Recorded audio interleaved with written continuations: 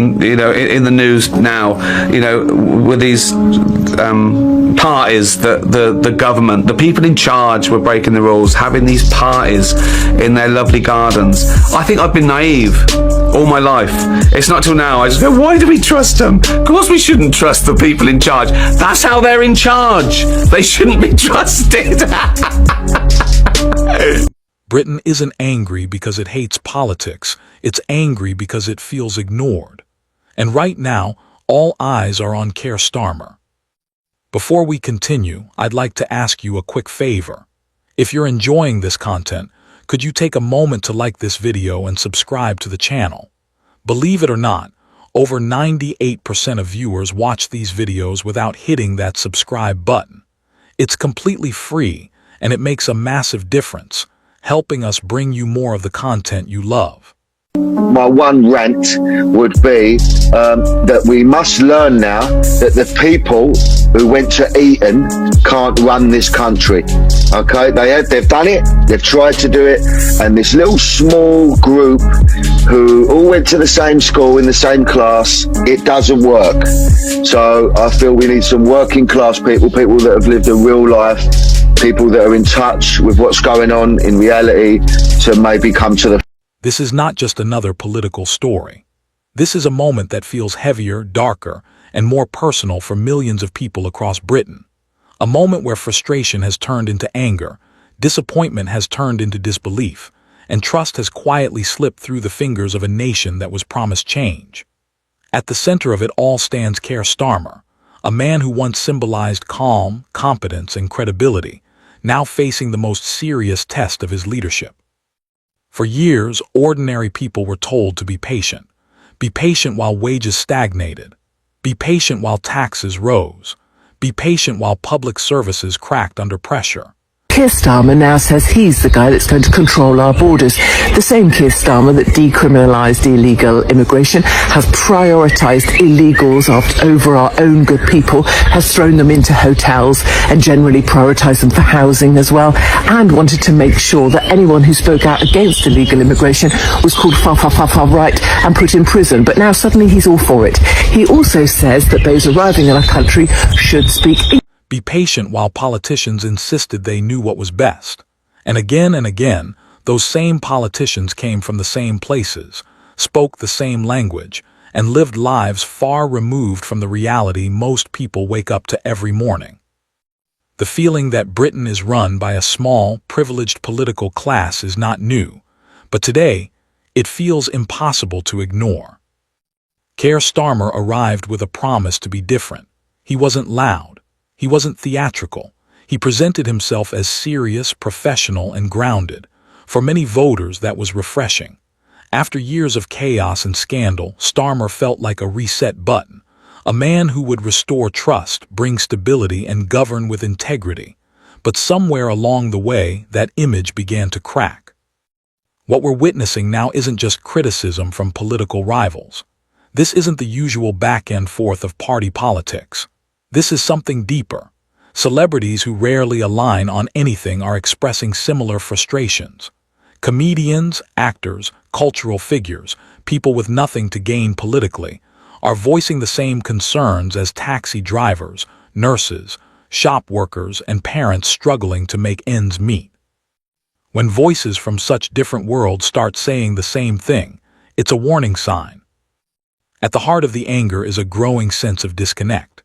People feel spoken at, not spoken with. Policies are announced with polished language, but their real-world impact tells a different story. The recent budget was a turning point for many. It was billed as responsible, fair, and forward-looking, but for countless households, it landed like a punch to the stomach. Rising taxes, unclear messaging, and a sense that the burden once again falls on those already stretched thin. Confusion followed quickly. What exactly was being promised? Who was this budget really for? For many viewers watching press conferences and interviews, the answers felt slippery. Carefully worded statements replaced clear explanations. And in politics, when clarity disappears, suspicion fills the gap. Then there is the shadow that still looms large over British politics, the memory of lockdown. While ordinary people obeyed the rules, missed funerals, lost businesses, and isolated from loved ones. Revelations about gatherings inside government buildings left scars that never truly healed. Trust, once broken, doesn't magically return. Every new controversy reopens that wound, reminding people of a time they felt betrayed. Immigration has become another fault line, and one that has exposed deep contradictions in Starmer's leadership. In the past, Labour took a firm stance against criminalizing illegal immigration. Critics of immigration policy were often dismissed or labeled in extreme terms. The message was clear: compassion first, borders second. For some, that felt morally right. For others, it felt dismissive of legitimate concerns about housing, services, and social cohesion. Now the tone has shifted. Suddenly, border control is back on the agenda. English language requirements are being emphasized. The language is tougher, more controlled, more cautious. To supporters, this is pragmatism. To critics, it looks like panic. The question being asked across the country is simple but damaging. Which version of Keir Starmer is the real one? Inconsistency is poison in politics. Voters can forgive tough decisions. They can even forgive mistakes. What they struggle to forgive is the sense that principles are flexible when power is at stake. When policies seem to change not because circumstances changed, but because polls did, trust erodes further. Inside the Labour Party, the pressure is becoming impossible to hide. MPs who once defended Starmer without hesitation are now speaking more carefully. Some are openly questioning strategy. Others are quietly distancing themselves. Unity, once a strength, is beginning to fracture. And history shows us that when a party starts to doubt its leader, the damage spreads quickly. This internal tension is happening alongside a broader cultural shift. Figures from entertainment and media, people who shape public conversation, are no longer holding back. Their criticism doesn't come wrapped in policy jargon. It comes emotionally, bluntly, sometimes angrily. And that resonates with an audience that feels ignored by traditional political language. The government insists that everything is under control, that this is simply noise, that the agenda is clear and the mission unchanged. But reassurance only works when people believe it. Right now, belief is in short supply. There is a sense that Keir Starmer is losing control of the narrative, not because he lacks intelligence or experience, but because the story being told by the public no longer matches the story being told from behind podiums. And once that gap opens, it's incredibly hard to close. This moment feels different from past political storms. It's not driven by one scandal or one bad headline.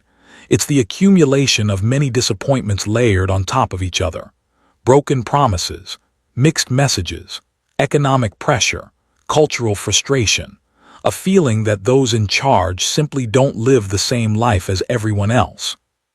The question now is not whether Keir Starmer can survive a bad week or a rough news cycle.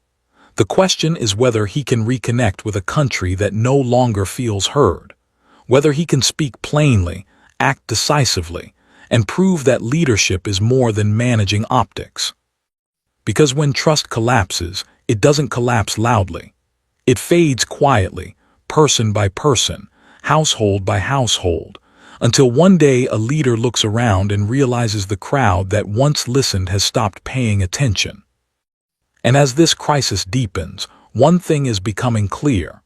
The next few days, not months, may decide the future of Keir Starmer's leadership, the direction of the Labour Party, and the fragile relationship between government and the people it claims to serve. What makes this moment so dangerous for any leader is that anger is no longer confined to one issue. It's not just about tax. It's not just about immigration. It's not just about broken promises or political contradictions. It's about a growing belief that the system itself no longer listens unless it's forced to. And when people reach that conclusion, they don't shout louder, they disengage. They stop believing speeches. They stop trusting statistics. They stop caring about carefully crafted explanations. Keir Starmer's greatest strength was once his credibility. He spoke like a man who understood the law, the institutions, the weight of responsibility. He didn't overpromise. He didn't grandstand. That calm authority reassured voters who were exhausted by drama. But calm authority only works when it feels rooted in honesty. When that perception weakens, calm starts to feel cold, professional starts to feel distant, and silence starts to feel like avoidance. Across the country, people are asking the same quiet question. Who is this government really for? When housing is scarce, why does it feel like some are prioritized while others wait endlessly? When wages fall behind inflation, why do reassurances sound so detached from lived reality? When services struggle, why are explanations wrapped in abstract language rather than real solutions? These questions aren't ideological. They're human. They come from parents worried about their children's future, from workers doing everything right and still falling behind, from communities that feel invisible unless election season rolls around. The celebrity backlash matters not because celebrities are experts, but because they act as cultural mirrors. They echo conversations happening in pubs, living rooms, and group chats. When entertainers who normally avoid politics start voicing the same frustrations, it signals something powerful. This is no longer niche outrage. This is mainstream disillusionment. And that disillusionment feeds on moments of perceived hypocrisy. One rule for the public, another for those in power. One message before gaining authority, another after securing it. Every contradiction becomes magnified. Every defensive interview clip spreads faster than any policy announcement. Inside labor headquarters, this is being felt. Strategy meetings are more tense. Messaging is more cautious. There's a sense of urgency mixed with uncertainty. Do they double down and defend the record, or do they pivot and admit mistakes? Both paths carry risk. Defensiveness can harden public anger. Admission can expose weakness and embolden critics. Starmer's allies argue that leadership means making unpopular decisions, that governing is harder than campaigning, that the country's problems are inherited, complex, and slow to fix. And they're not wrong. But leadership also means communicating those realities in a way people can accept. Right now, too many feel they're being managed rather than respected.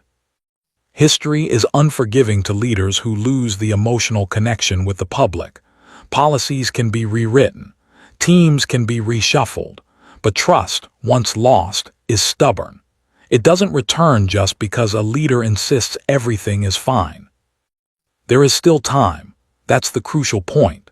This is not an ending yet. It's a crossroads.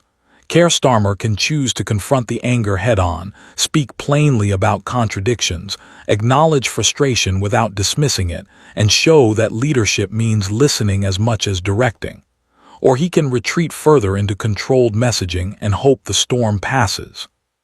But storms like this rarely pass on their own. They either break or they reshape everything in their path. For the Labour Party, this moment forces an uncomfortable reflection. What does it mean to represent working people in a country that feels economically and culturally strained? How do you balance compassion with control, idealism with realism, principle with power? These aren't questions that can be answered with slogans. For the public, the mood is shifting from hope to skepticism.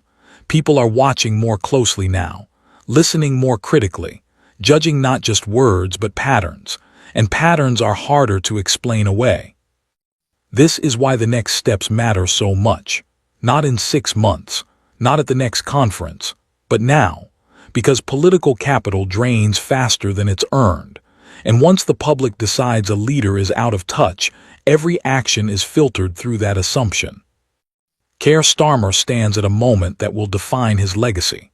Not by whether he wins the next argument, but by whether he can restore belief in leadership itself. Whether he can prove that power doesn't have to mean distance, that authority doesn't require detachment, and that governing can still feel human. The country isn't asking for perfection. It's asking for honesty, for consistency, for leaders who understand that trust is not a given but a fragile contract renewed every day. When trust reaches this stage, It creates a strange silence in the country. Not the silence of contentment, but the silence of people who feel they've said everything already and nothing changed. That silence is more dangerous than protests or angry headlines because it signals withdrawal.